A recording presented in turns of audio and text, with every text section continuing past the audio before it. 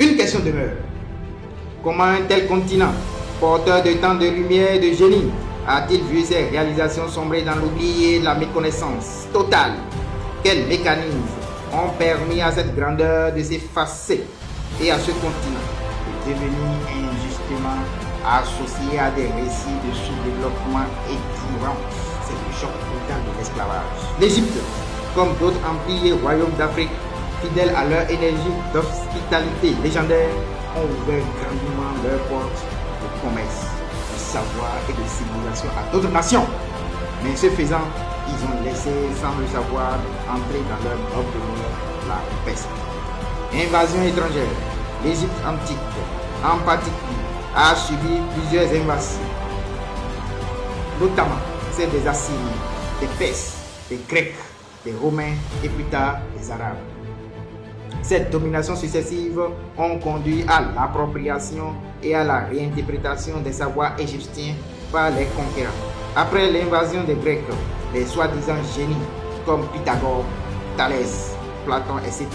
se sont appropriés honteusement des manuscrits et des théorèmes, fruits des années de recherche et d'études des Africains. Même les travaux du véritable père de la médecine, Imhotep, furent volés.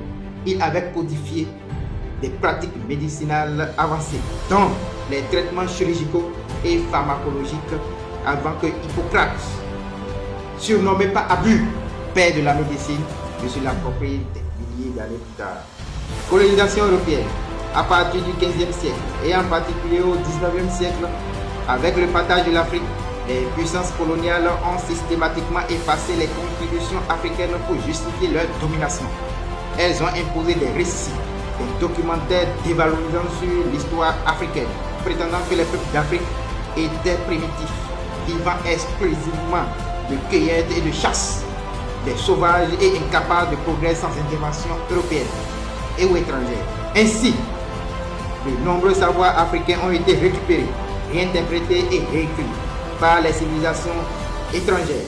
L'écriture de l'histoire, souvent contrôlée par les vainqueurs, a marginalisé l'Afrique. Les textes des voyageurs, colons et missionnaires européens ont dépeint le continent sous un joug péjoratif, renforçant l'idée d'une Afrique sans histoire ni civilisation. Le commerce d'esclaves, tant à travers le Sahara qu'avec la traite transatlantique, a eu des conséquences dévastatrices. Des millions d'Africains ont été arrachés à leur communauté, privant le continent de ses forces vives et de ses talents. Cela a contribué à fragiliser les structures sociales et politiques. La traite négrière a systématiquement dévalorisé les peuples africains noirs, créant des stéréotypes raciaux durables qui ont renforcé l'idée que l'Afrique était synonyme de sauvagerie et d'arriération. Ce crime, commis avec la bénédiction des puissances politiques et surtout religieuses, notamment le pape Nicolas V, le 8 janvier 1455, qui légitima officiellement cette pratique à travers la bulle Romanus Pontifex. Étant considérés comme des Sarrasins, il y autorisait les rois catholiques à envahir, attaquer, conquérir, vaincre et à soumettre tous les Sarrasins où qu'ils soient avec leur royaume, duché, principauté, domaine, propriété, meubles et immeubles, tous les biens par eux détenus et possédés, de réduire leur personne en servitude perpétuelle. Ce décret, véritable appel à la domination, fut le début d'une entreprise systématique de destruction de civilisations africaines florissantes. Ces textes doivent être lus et étudiés dans nos collèges et lycées pour ce qu'ils furent, des certificats d'impunité morale et politique. Ils sont la preuve que la barbarie peut se vêtir des habits de la loi et de la religion. Et oui, comme reliquat acquis de cette liquidation, l'Afrique a reçu le racisme. Ce fléau, né de l'esclavage et de la colonisation, demeure une cicatrice béante dans l'histoire de l'humanité et frappe durement les Noirs partout dans le monde, quelles que soient leurs origines, leurs ethnies ou leur nationalité.